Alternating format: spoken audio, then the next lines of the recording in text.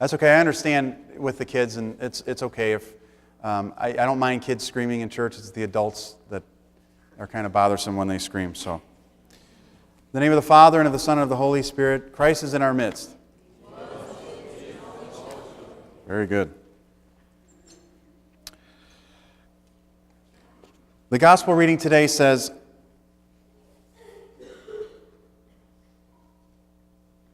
"So is he who lays up treasure for himself and is not rich towards God is considered a fool."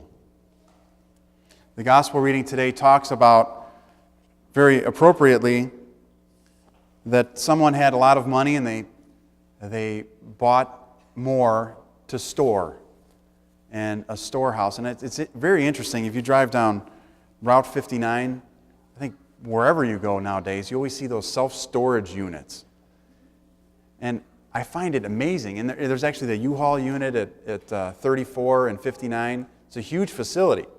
And it says heated inside, so you can put your extra things in there and keep them at an average room temperature.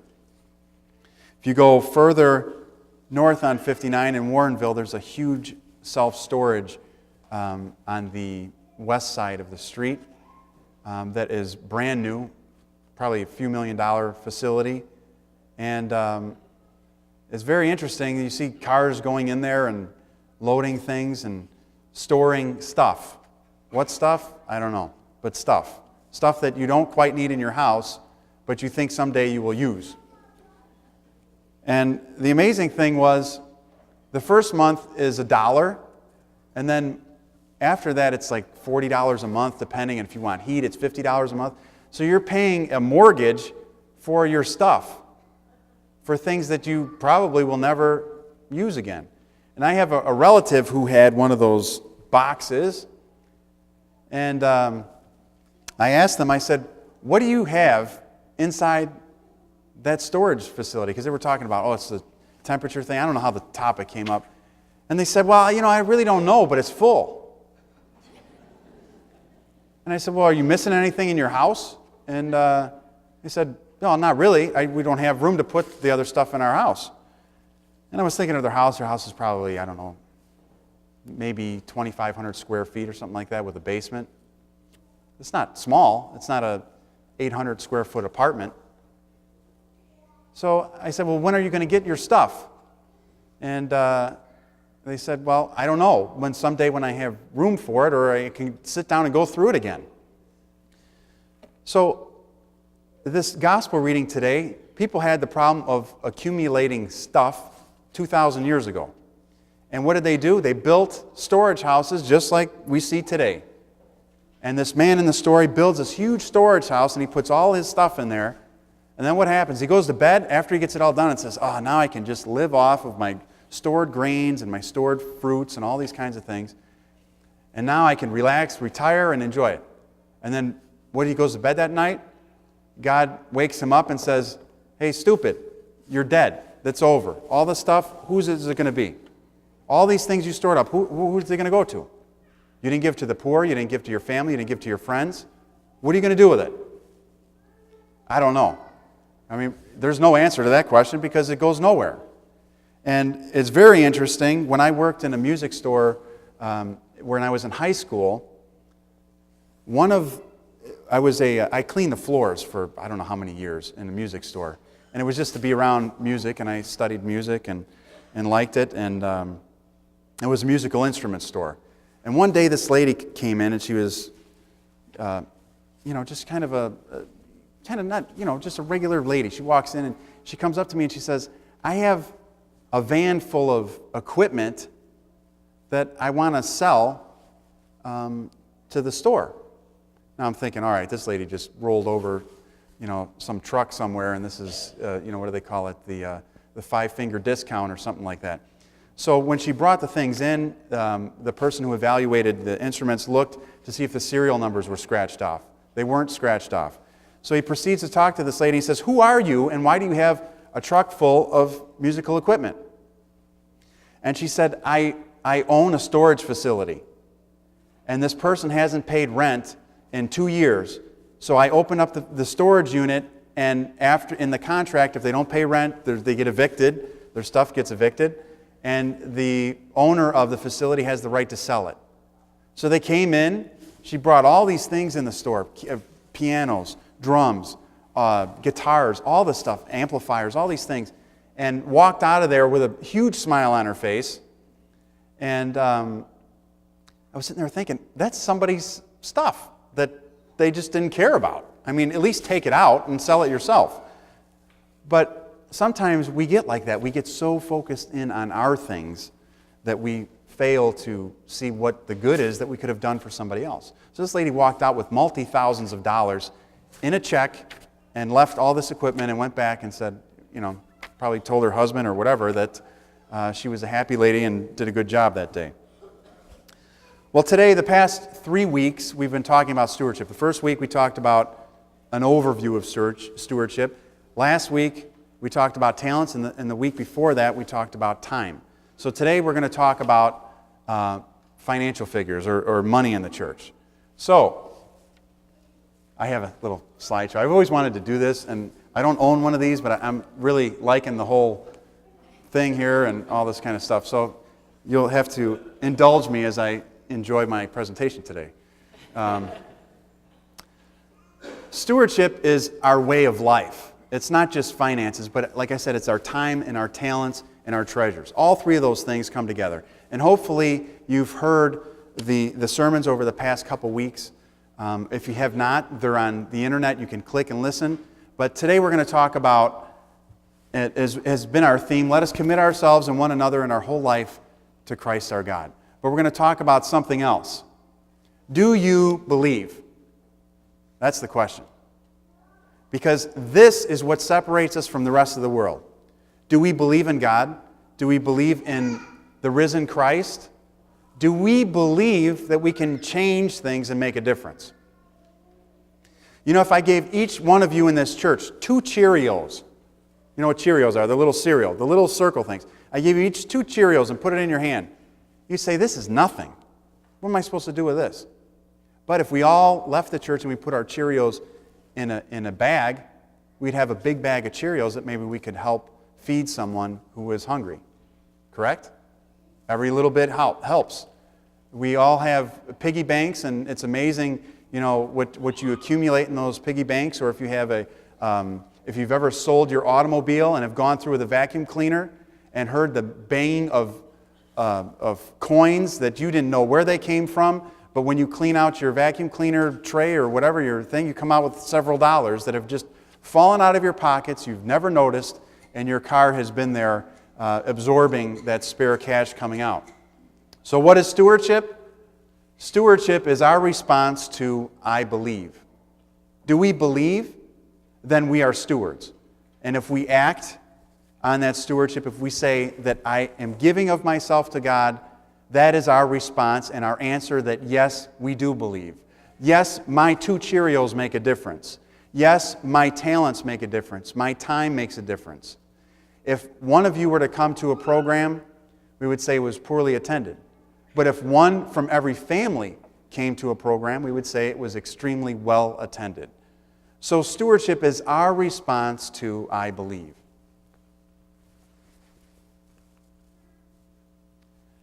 This was a quote that came up at the Clergy Laity Congress this past week by Albert Einstein, and I found it absolutely amazing. Nothing happens until something moves. A very important phrase. Nothing happens until something moves. And I think there's been other people who have studied physics that talk about movement and getting things going, inertia and all those kinds of things. But nothing happens until something moves. But in our church, nothing happens until someone moves. And that someone has to be you.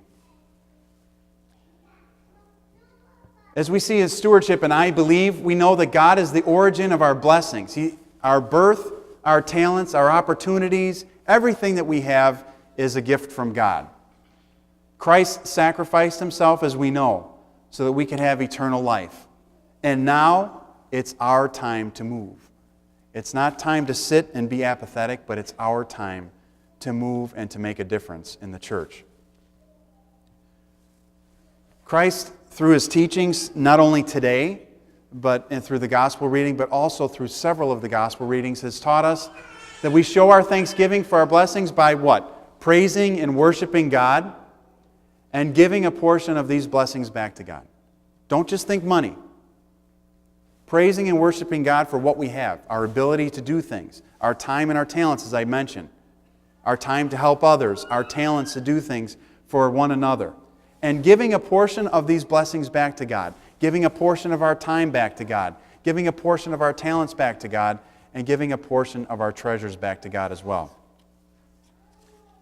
Therefore, your stewardship or your pledges and your donations are to God Himself. Not to me, not to one another, but to God. And then God takes those gifts, He multiplies them and distributes them back to you. That's the theology of the church. That's not Father Peter's idea. That's the theology of the church. You bring a loaf of bread, a prosphoro, to the church. You offer it to the church. It's cut up. One loaf from one person is cut up and is distributed back to you as a gift. The anditheron, the gift back to you. And it's multiplied. It's taken one piece, made into smaller pieces. The same thing with the Artoclasia service that we have. We pray that the blessings are multiplied through the city, through the church, and through those who celebrate. That's what we pray. Someone brings a bottle of wine to church and a loaf of bread, and it becomes communion for how many people? Everyone. So God takes our blessings from us as gifts, our gifts back to Him. He turns around, He multiplies them not only in the lives of those in the church, but also in our lives as well. If you've done anything good for anyone, you know in your heart of hearts that you get something back as a reward. You get something greater. You get something stronger to yourself that you didn't have when you first started out. And the church, the parish, or our church, is essential to His church, capital C, the larger church. Without the local church, there is no larger church. Without the home church, there is no local church. The home church is what you do at home. What you say, the prayers you say, the family that you have, the things that you offer to God in your home as well. So the more we have been blessed, the more God expects us to give back to Him in terms of our time, our talents, and our treasures. Why is that? Because much is required of the person to whom much is given. Much more is required for the person to whom much more is given. In the Gospel of Luke chapter 12. We've all been given a lot. And if you think we haven't, the worldwide median income, if you take all the incomes throughout the world, is $5,500 a year. Think of that. Throughout the entire world, if you take what people make a year, United States, Greece, wherever, South America, Australia, wherever, the average income comes to $5,500 a year. I don't think there's too many people in the church that are making $5,500 a year and we're able to drive here today, because some of us, that would be less than our car expenses for the year. I'm sure with insurance, car payment, gas, all those things, repairs, you couldn't even make it to church on $5,500 a year. So it's God's gift. Everything is God's gift to us. Everything we have is a blessing from God. And what we do with those blessings is our gift to God. And a lot of times in church we think of our disabilities. We say, how are you doing today? Oh, my back is killing me, and I don't feel good today. I'm tired, and I'm just kind of aggravated, or whatever the case might be. But we never, sometimes even when we focus on our abilities, and somebody says, how are you today? And you say, Mom, I'm doing okay. Do you really mean it? Probably not. It's probably the catch-all bucket of, that's my answer, don't ask any further because I'm really not doing that good. Or I don't want to get into my situations. And if you say to somebody, how are you really doing? They say, my kids, I don't know how I'm going to pay for college, and so-and-so got in trouble, and my parent is sick, and my job is crazy, and the hours are crazy. And then you hear all that stuff, at least I hear it a lot, and we don't hear the good things. We don't hear the thank God I'm here today. Thank God I have a job. We always focus on what's taken away from us and not what we have. And that's why people are always trying to get more and more and more, because what we have is never satisfying. It's never enough for us to be completely happy with. Christ loved us so much that He sacrificed Himself for us. And He asks us, what are we going to sacrifice for Him? What are we going to do for Him? Now this is, out of all the slides, forget everything else. If this slide doesn't speak to you and say, what can we sacrifice for God? Then nothing else will matter. Nothing else I say, nothing else this church can produce will matter if you don't think, what can I sacrifice for God? He got on the cross, He died. He was betrayed by His friends. His mother watched Him die, if you think she got out of it easy. His friends left Him. His family left Him. He was beaten. He was stripped of His clothing. He was abused. He was mocked. He was killed. And then when He raised from the dead, because He is God, everybody said, yeah, right. Is this for real? They doubted Him even afterwards.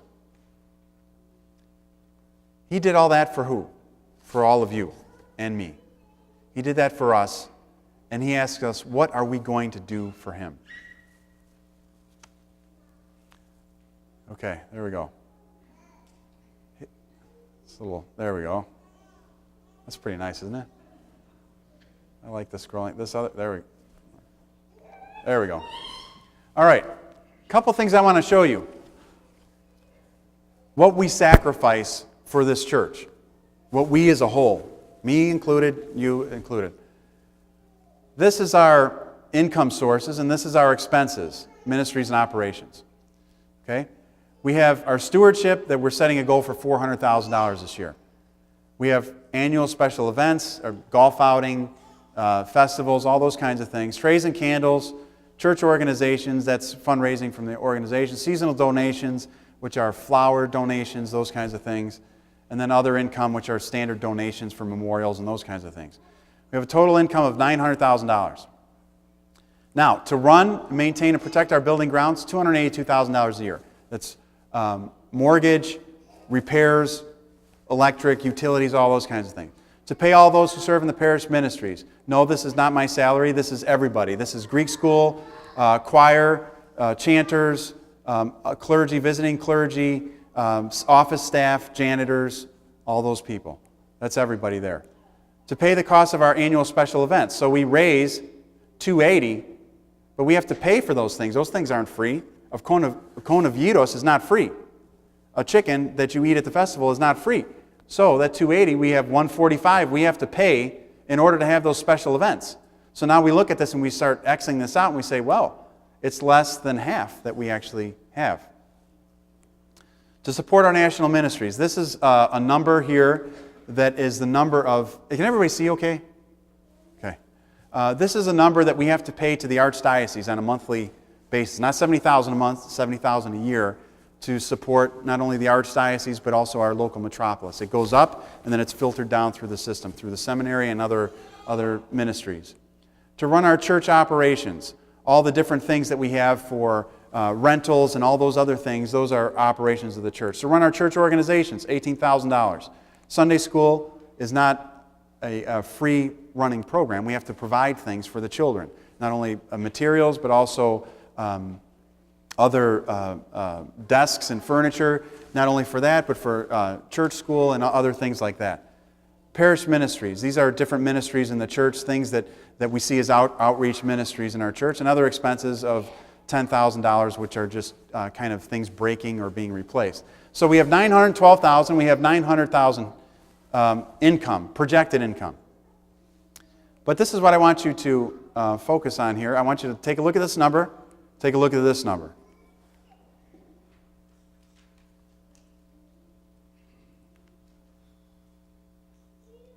I hear some of you breathing heavy.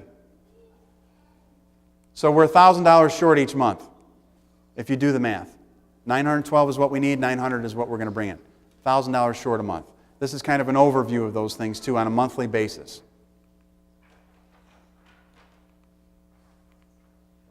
Okay, this is where it gets interesting. There's no stewardship line item in here. Not what you give in your stewardship. It's taken out of this factor. But these are things that I think all of you participate in. You all put money in the tray, hopefully, and you all get a candle when you come in. Many of you do seasonal donations. Many of you go in the golf outing. I think everyone is a participant in the festivals. We have the Fall Food Fest. We have the Christmas Walk, New Year's Dance, Dinner Dance Glendy, Godparent Luncheon, Greek School Luncheon programs, Flavors of Greece raffle tickets, and those things. So if you participate in these things, this is not including Greek School or other ministries that we have to kind of charge for. We raise $2,050. But out of that, we have an expense because, like I said, those things aren't free. When we do a raffle and you buy a raffle ticket, we have to pay out a raffle prize, so it offsets the income. So we end up keeping $1,194 out of $2,050 if you were to give it through the year. So $850 is lost towards fundraising, towards providing you a product that somehow the church needs in order to function, because the product of salvation is not enough for us to purchase. So we have to buy something in order to support the church. We need something back. It's filling our storehouse with stuff instead of the treasures of God. We'll pay for raffle tickets. We have people in this church who will buy 5 raffle tickets and then barely give in their stewardship. Why? Because they're hoping, I can win $20,000. It's better for me to give it here than to give it on the other end. But we still have to pay out on that. So if they're giving $500, we're keeping $250 about. So we lose money by fundraising. Plain and simple. That's the bottom line. You want to do a fundraiser for the church? Wonderful. Plan on 50% of that fundraiser going to the person who's getting rich off the fundraiser. The person who's supplying the candy or the toys or whatever it is. Those are the places that absorb the money before the church does. Listen to this now. If you spend $2,000 on food items, the church keeps a little over half, which we saw, the $1,194. However, if you give $2,000 in your stewardship, the church nets $2,000. The church keeps 100% of your stewardship to use for the ministries of the church. Because we don't have to pay someone, we don't have to give it out to somebody else to provide a product for you, because those who give in their stewardship understand that the product that they are receiving is the sacramental life of the church and the salvation that the church offers. This is something here I want you to look at. If our families in the church, if we have 500 families, which we're about at, and everybody gave $166 a month, which is about a $2,000 pledge. Just bear with me before you, some of you look blue in the face and others look like you're getting a deal. So $166 a month to stewardship. And the remaining families pledge the minimum, which is $520, $10 a week. Look at this now. The church operating expenses would be paid for. We would have $1 million in stewardship, $26,000 from this $520, which equals $1,026, $1,026,000. Not the $900, but $1,026,000. Our 2008 budget expenses are $912. So that leaves us $100,000 more a year to pay down the mortgage of the church. And the church can be paid off in about 6 years. This church, 40-plus-year-old church, could be paid off in 6 years with this. No trays, no candle fees, luncheons free, festival for us, tuition free, events free. With just this. Because in the expenses of the church, we still have budgeted those expenses for the festivals and all those things.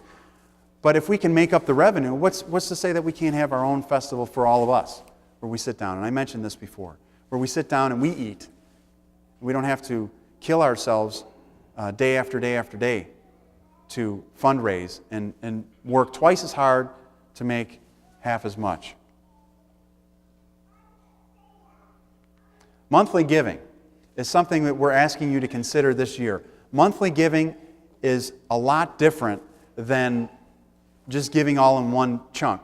I think sometimes we think, oh, what can I give today? What can I give to the church today? There's Stewardship Sunday. Oh, I got $300 in my account or whatever. I'll give them $300. I'll pledge $500 or whatever, and that's what it is. But if you give over the year, things become a little different in our perspective.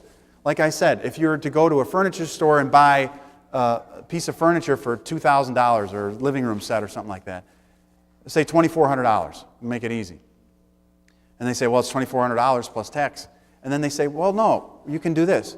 You can pay $200 a month, no interest, for a year. And then you start to say, wow, $200 a month, I think I could do that. I mean, who hasn't bought something on interest-free financing? I mean, I think almost everybody has. That's what we look for in purchasing automobiles. We look for that finance rate. But now if I told you, can you give $1,800 to the church this year? You'd probably say, I don't have $1,800 on me. But if I said, can you give $150 to a month to the church? You might say, you know what? That's not as bad. But if you do the math, $150 a month is $1,800 a year. It also helps us to plan our income. Like I said, in the month of July, we run at about a $14,000 deficit from income because no one really pledges in July, or people don't pay, they're on vacation. We can automate your payments, where your payments are just automatically done, and I guarantee by the end of the year, you won't even look and say, oh, what did I give to the church this year, or see your statement. It just automatically comes out. That is ideal if you can do it by credit card. Not only can you earn miles or 2% back or whatever it is, but the church has a steady income revenue, which is something that this church greatly needs. Monthly expenses. This is the reality check here. Internet. People have internet. Some people have the internet cards. You have internet on your phone. You add up all the internet usage that you have. Think of what that number is a month. From phone internet to wireless broadband cards to your home internet account or whatever. Think of what your internet goes for a month. I don't have the numbers written in, but I want you to look at this. This is an $1,800 pledge, and this is a $2,400 pledge. Where does your internet fall in there? What about your cell phone? What you pay a month? 75% of all Americans have a cell phone, at least one cell phone. 75% of all Americans have a cell phone. So everybody's, I'd say 3 out of 4 of you in this church have a monthly cell phone bill. And last year alone, there was 131 billion minutes used on cell phones. It's a lot of time. I don't think those minutes are free. And if you got a plan like that, let me know. Entertainment. Where do we start with that? From golf to going out to movies to whatever. We have entertainment expenses that we don't even really calculate sometimes because it's a whimsical thing. Oh, look at this movie that's out. Let's go to the movie. And then we end up falling into this dysfunction of what the reality of expenses are on the outside world when we buy a Diet Coke for $4 in there and we think we got a deal. We just spent $10 for a ticket for ourselves, $10 for our spouse. If you got 2 kids, that's another $10. So you're up to $40. Then you buy a Coke that is like this big for $4 and you're all, pass the straw around. Oh no, I want my own. I don't like Diet Coke. Can I have a Sprite? You walk out of there, what does that end up? To see a movie these days. I don't know, I mean, Redbox is a beautiful thing, but people go to the movies and they spend money. Housing, what's our housing? Our housing is nowhere near this. And I'm not saying that our stewardship should be towards our housing, but think about what our housing is in reality to what we pay for God's house. Automobile, what do we pay for our cars? Is it $150 a month? Probably not. Coffee, this is another beautiful thing. I was talking to somebody the other day. Their husband opened their statement for their credit card, and it was a huge amount. And the husband pulled his wife aside, and the wife was telling me this story, and he said to her, what are you doing? Where is our money going? And this person looked on there, and there was 2 major expenditures on the credit card a month. One was gas, the other was coffee. Because it was $3 a day for Starbucks. Okay, you laugh. I know people spend way more than that, especially if you're going to get one of those pumpkin lattes or whatever. You got to take a home equity loan or something like that. It's true. That's true. You go into Starbucks and they upgrade you automatically. They look at this, and you walk in, you smell that stuff, and you're like, oh yeah, whatever it is. And so $3 a day is what? $90 a month on Starbucks, on something that a few hours later is no longer part of your body. Eating out, same thing. Here's another thing, another expense. I don't want to spend too much time. Sports programs for kids. We buy our kids the best equipment for their sports programs. They grow out of it 6 months later, or they don't like the sport. We move on. Festival food, same thing. Raffle tickets. What do we spend on these things, and what do we spend on our stewardship?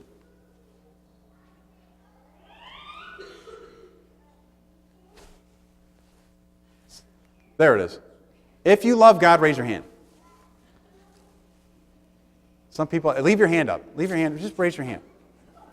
Some people, I'm going to point to you with the pointer if you don't put your hand up. Tula does not have her hand up. God hater. God hater. All right, I got the pointer today. All right, now, you leave your hands up. Simon says leave your hands up. Okay, now, this is your response to God. Now, how many of you have your arm up? How many of you can reach higher? How many of you can reach higher yet? Okay, you can put your hands down. You started out by saying, yes, some of you a little skeptical, like you're going to get called out. But you raised your hand and said, yes, I love God. But none of you said, I love God. I really love God. We can always do a little bit more. From starting out from here to going to there. So what is our stewardship? We can always do a little bit more. If we average $2,000 a pledge, and I know some of you are saying, I don't know what the incense was today, but Father's, whatever. If we average $2,000 a pledge,